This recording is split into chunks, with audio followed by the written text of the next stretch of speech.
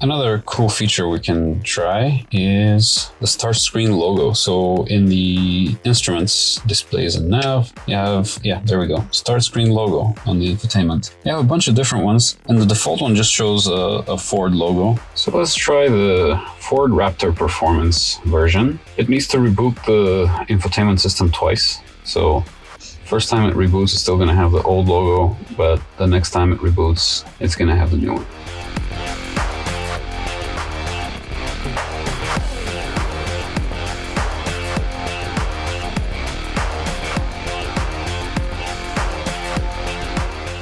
Yeah, that one was cool. So yeah, let's try the Lincoln one just to see if we can turn our Ford Mach-E into a Lincoln Navigator. First reboot again is going to show the previous logo that was set, and then the next one is going to show Lincoln Navigator.